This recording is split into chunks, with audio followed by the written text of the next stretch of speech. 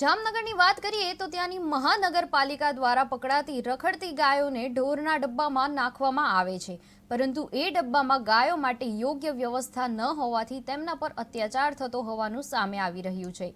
ગાયોને ન તો સમયસર પાણી મળે છે કે ન ખોરાક, અને તેમની સારવાર પણ કરવામાં આવતી નથી। પરિણામે અનેક ગાયોના મોત થવાના કેસો સામે આવ્યા છે। આ અંગે કરણી સેના સહિતની ગૌરક્ષક સંસ્થાઓએ આવેદન આપી તંત્રને કાર્યવાહી કરવાની માંગ કરી છે।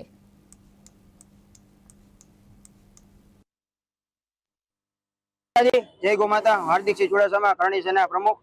અમે આજે કમિશનરશ્રીને આવેદનપત્ર દેવા આવ્યા હતા। જે ગાય ઉપર અત્યાચાર થઈ રહ્યો છે, ગાયના નામે જે ભ્રષ્ટાચાર ચાલી રહ્યો છે, અને જે જીએમસી દ્વારા જે ગાયો પકડવામાં આવે છે એ ગાયના ઢબે રોજ 4 થી 5 ગાયો મૃત્યુ પામી રહી છે। એનું કારણ શું? ગાયો જે મૃત્યુ પામીનું કારણ શું અને ગાય જે મૃત્યુ પામીને જવાબદાર કોણ? એના માટે અમે બધી સંસ્થા અને સૌ ગૌરક્ષકો અમે બધા આવેદનપત્ર દેવા આવ્યા છીએ।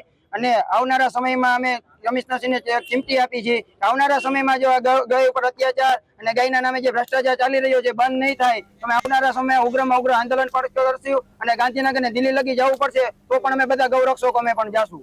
જય માતા।